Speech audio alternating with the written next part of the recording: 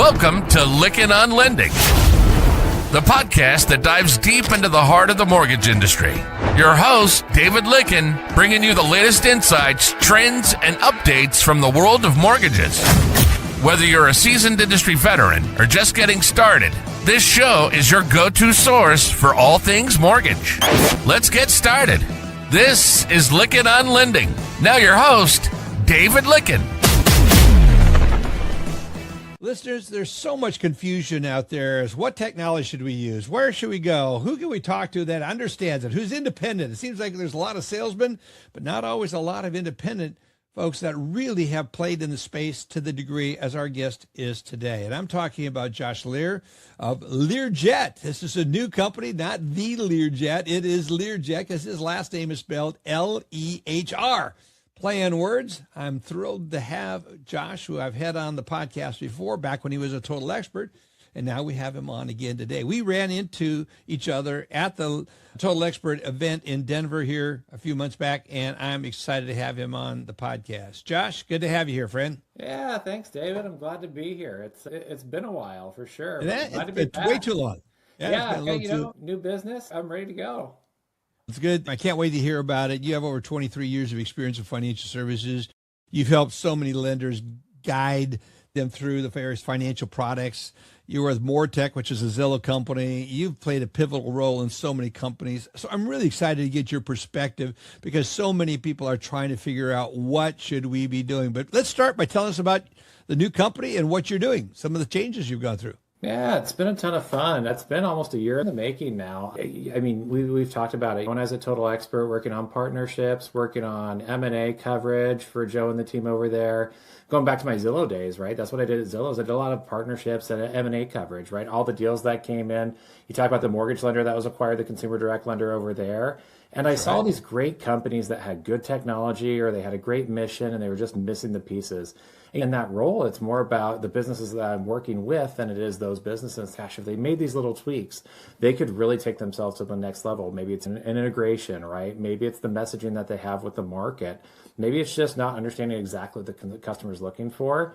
That's where I'm excited to be out on my own now. So I can actually go work with these customers or work with these smaller technology firms and really take them to the next level. We talk about the name too. I've gotten a lot of fun feedback on the name itself. Like you said, it's spelled L-E-H-R Jet. One of the things that a lot of people don't know is my middle name is actually Jet as well. That's right. I remember you telling me about that. That's what I forgot that. So it fits 100% with your name. So that's pretty good. Your parents had a sense of humor. That's good. Yes, for sure. Love it. That's good. Let's talk about some of the new interesting technology in the industry. What are you seeing that's there?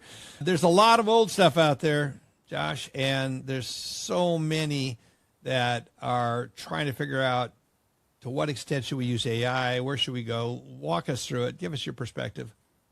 Yeah, for sure. Yeah, I think we talk about AI, and when we talk about AI and mortgage, it gravitates to the underwriting use case, right? Where a lot of people are using it for documents, understanding how can we apply this to income, assets, making sure we're extracting from documents. And that's been the big use case so far. One of the ones I've seen that's really popped up more recently, and there's been a lot of talk about this fall and into the spring and into the winter here, is the AI voice assistant. And I think that's one thing that's been huge.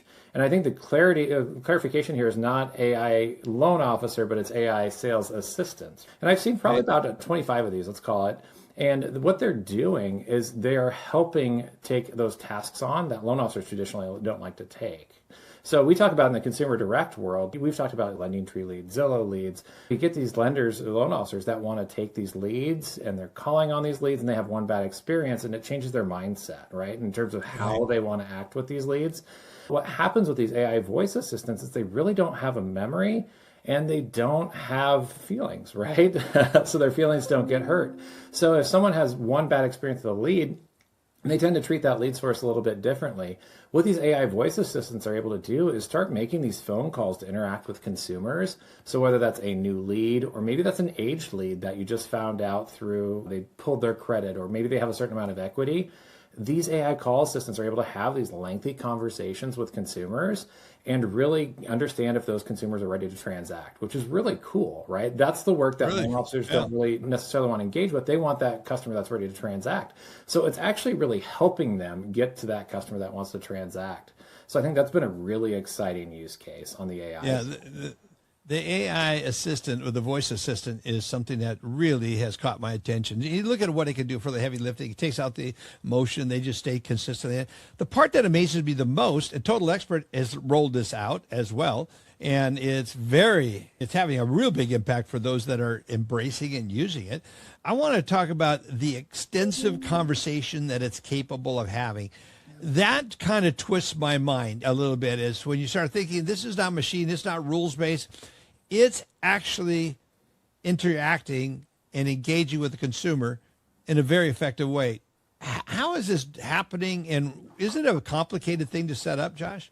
Yeah, it's really not. A lot of it's out of the box. And I say it doesn't have a memory. It has obviously the memory to learn about how to converse with a consumer, limits to put on it, right? Hey, like maybe we can talk about the weather, but we're not going to talk about certain things out too far outside of the transaction. But when you talk about the length of conversation, I think it's really important too, because you talk about the average age of the home buyer, the second time transactor, and that age is raising consistently. And as you get into that retirement age where people are buying homes too on the second, third go around, they want to talk to a consumer. They chat more, right? And that's what's great about this AI assistant. This AI assistant doesn't really care how long, the call is, as long as they get to the point, that goal point that they need at the end of the call, right? That qualified lead. So they can have that conversation about, oh yeah, David, what's the weather? Or just chatting back and forth about the transaction, answering questions. A lot of it's the knowledge that you put into it, right? So, what is a 30-year fixed mortgage? Giving them that detail. And like I said, it doesn't really matter how long that call is. It can have those lengthier conversations that consumers want to have. So it can build that relationship. And on a lot of these, you can tell, like I said, out of the 25, there's probably about 5 or 6 that really stand out, that are high quality. You have consumers that are not really understanding that it's AI that they're talking to. It feels like they're... That's the most amazing part. Yeah. It has become so effective and interactive at the same pace. Like you and I speak, I was just listening to your voice. I go, man, I think he just speaks as fast as I do. I have is it a bad habit, or it is my pattern. I speak quickly, and you do too. And AI seems to adjust, and it's not a paused, hesitated, get bored, want to hang up. This is a computer. It's really interactive and comes back quickly. And so I know Total Expert has that. So we met at the Total Expert conference, reconnected again there. And so I want to give them a shout out on the success that they're having with it. Candid also has it. There's other companies that do have it out there. And it's going to be something we're going to see playing a bigger role. But the biggest fear that comes with that is this going to replace me as a mortgage loan originator? And I'd love to hear your thoughts on that. It's a rhetorical question as far as I'm concerned, but I'd love to have you respond to it truly as one of the leading technologists in our nation. Yeah. And I think that's what we're seeing more and more. And you talk about building trust. I go back to I think it was 2017 was the first Zillow home report that we did. And the stat that always stands out is 66% of consumers still want that trusted resource on the other side to talk to. I think what you're going to see is you're not going to see this replace the loan officer, but we're going to see it enhance the loan officer. Yeah, I think I see clips on Facebook, right, or on Twitter all the time of these people that are, let's say, they're doing interviews, right, for a job, and they have their phone pasted up there, and they have the AI talking back.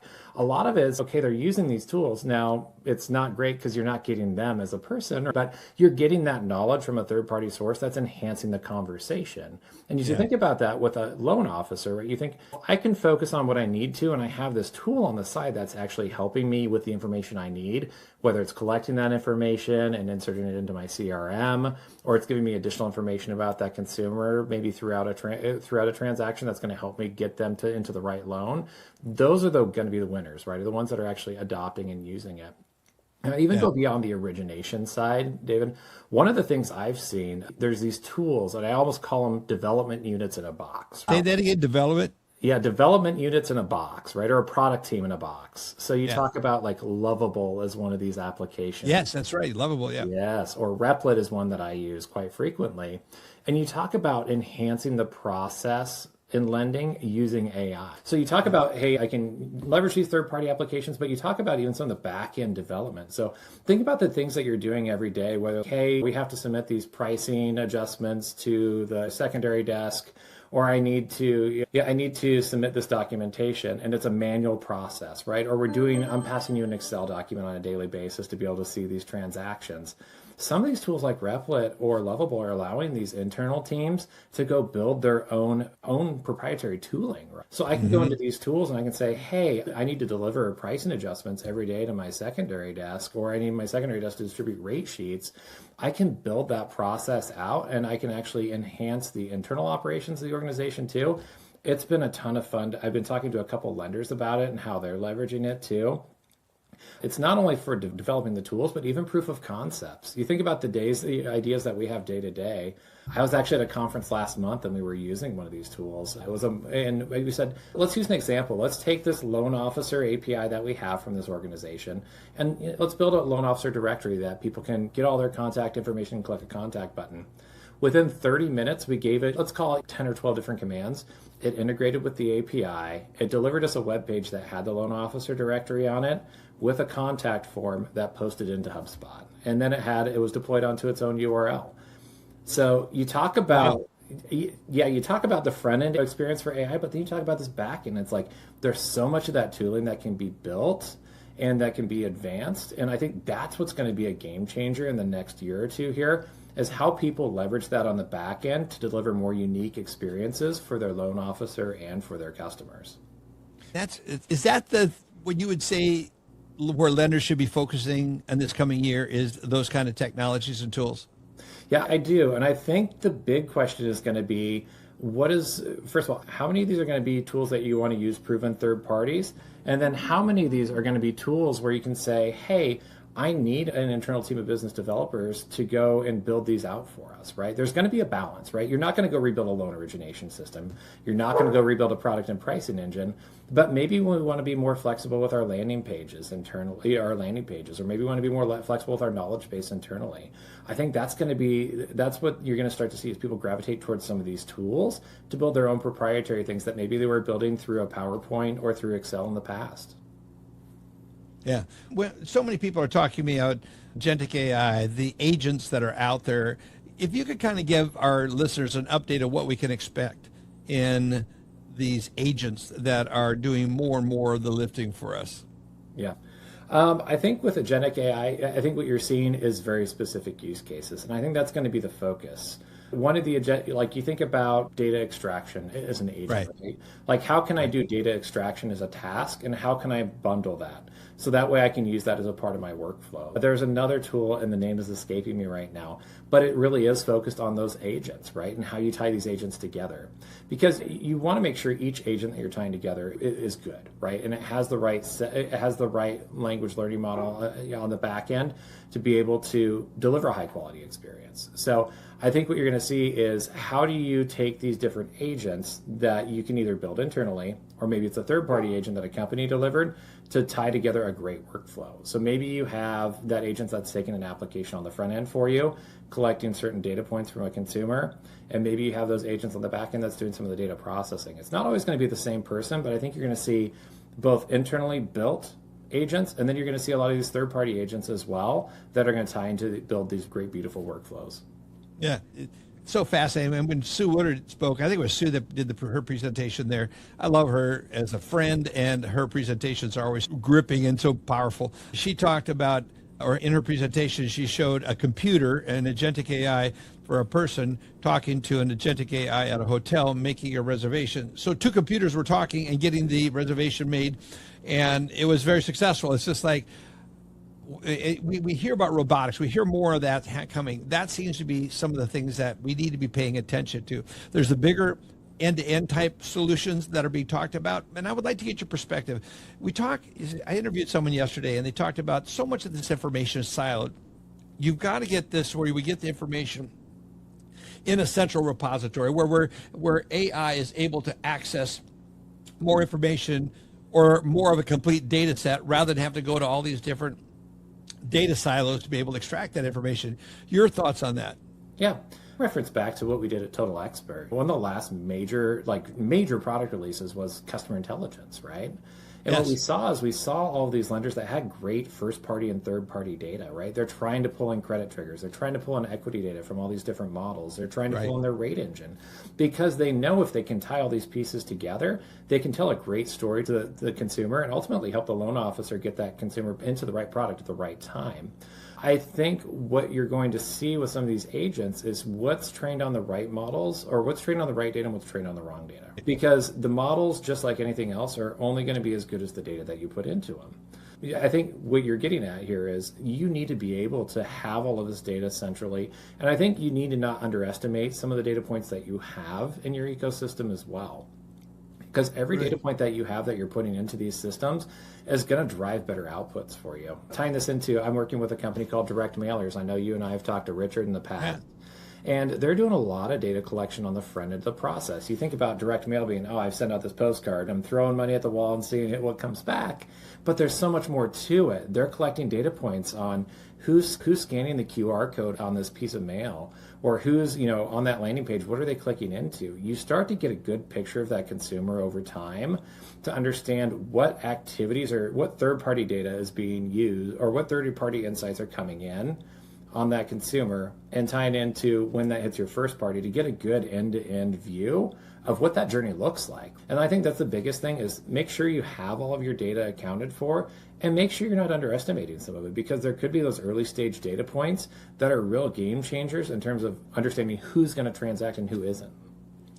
Very few people in the industry know all of this as well as you do, especially working at some big companies, Total Expert, Zillow coming, more tech. I would really like to hear now that you have your own company, what is the impact that you're hoping to make on the industry, and how can people start working with you? Yeah. One of the things that we've been talking about all throughout this entire session is really connections, right? I think that's one of the things that I crave is connection, right? I love connecting not only on the personal level, where I've worked with all the LOSs, the point of sales, the CRMs, the CRAs, right? Like over time through these companies. I love being able to connect companies to actually build better outcomes for loan officers, for lenders, and for consumers. And the great thing is I can do that on a business development level. It's awesome, but it's also great to do on a technology level. I am very passionate about technology integrations, tying these things together. If you have this great AI agent, is it going to work that way if you don't have it tied into the right data sources, the right systems of action, right? So I think those are the things that I'm really focused on, is how can I help connect pieces of the industry better to drive better outcomes for consumers and for lenders. So yeah, there are so many. You're basically playing a consulting role with so many of these lenders. It's clearly what it is, but it's coaching and consulting almost at the same time. There's some level of consulting, but there's also just coaching people through the process and how they use it. And I would love to get your take on the process when you're working with someone. Give our listener an idea. If they retain you, how would you work with them? How do you engage? Where's the starting point? What's the end point look like? In the process in between? Yeah. And there's definitely two sets of customers I work with, right? There's definitely the vendor side and the lender side. Yeah. And I love both of them. The vendor side is fun because I get access to being where I sit. There's a lot of vendors that'll come to me and they'll say, hey, we have this great value proposition, right? We think it's going to be impactful. It's okay, let's talk through it. Who's your target customer? Doing that evaluation to say, who's your target customer? What is the value? Making sure they have all the basics. Who are your competitors? What's your value prop that you're giving out to the market? Who have you connected to? Where's your proof points? And really understanding where that story is. And then it's pretty quick to grab and understand, okay, here's maybe where the gap is, right? Like you have, for instance, one of my other customers, they have their developers doing all the support work. And guys, like we can make some shifts here. Let's get some of that support work out so you can continue to drive innovation and we can get better answers to your customers. On the lender side, it's been super fun. Honestly, I love to talk to lenders on a regular basis. So being in Lykken, I'll travel to Kansas City on a regular basis, or even fly out to North Carolina, Virginia, even out to Irvine. And it's fun to sit down with lenders and understand what struggles they're running into. And that's really how I do it, is I like the lightweight conversations. I understand, what problems are you running into? What are you looking for? What are you looking to invest in the coming year? And really hooking them up, again, connecting them with the right vendor partners that are going to fill a gap for them that maybe they weren't aware of in the past, but it's really easy for them to see the value proposition once they have visibility to them. Yeah, it's fun to see all that you've got your hands in, and it's not just Lehrjet that you're doing. You also have your hands in some other ventures. Talk about those. Yes, we were talking about those. I have two other ventures that are being stood up right now. The first one will actually be launching later this month. It's called Jetties, and the idea is it's Jet with Ease. Okay. Yes. So this is actually, it's a venture where I had two conferences that were overlapping, and I was really excited to go to both of them. I realized they are overlapping, so I can't go to both of them. So I said, gosh, why isn't there a central area where I can see all the conferences, understand where my friends are going, and maybe which ones that I don't have, that I'm not going to today that I should. So I centralized all of this. It's a networking tool. So it's almost a LinkedIn plus like a calendar management tool, right? So especially this time of year, it's extremely relevant where you're trying to understand budget-wise, how much am I spending, which ones am I going to this year, which ones are actually getting traction, right?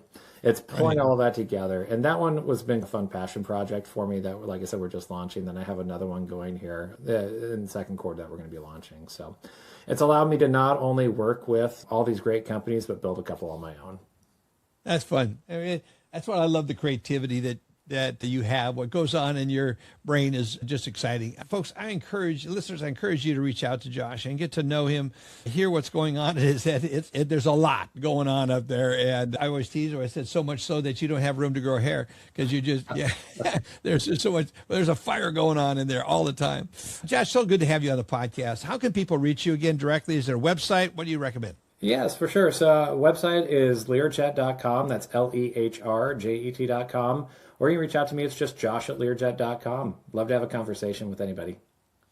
Josh, thanks so much for being here. I'm really grateful. It's always fun to see you at the conferences, and I always learn something when I sit down with you and get a chance to chat. It's just by the way, kind of information that comes out of you that I find some of the times the most valuable. But it's also your network. Your network with some of the most amazing companies out there. I'm really fascinated with consumer direct. That's a big space of yours. You're very much of an expert.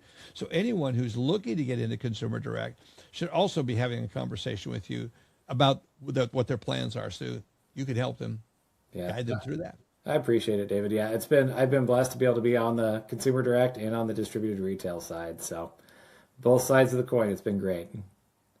Josh, thanks so much for being here, friend. Yep. Thank you. The best and Happy New Year. Happy New Year. Folks, I hope you enjoyed this podcast. A lot of good information. Be sure to like it and share it with others. It's all made possible because of our sponsors, our newest sponsor being TitleDeeds. Grateful for them, as well as Byte Software, First Close, Angel AI, True.ai, Candid.inc, Mortgage Bankers Association of America, Lenders One, Modex, Redder, Mortgage Advisory Tools, and Fuel Inc. Have a great rest of your day, and stay tuned. More podcasts are on their way. You've been listening to Lykken on Lending. Our passion is to bring you the latest insights, trends, and updates from the world of mortgages. So on this show, if you're a seasoned industry veteran or just getting started, it's your go-to source for all things mortgage. We hope you've enjoyed the show. We'll be back soon.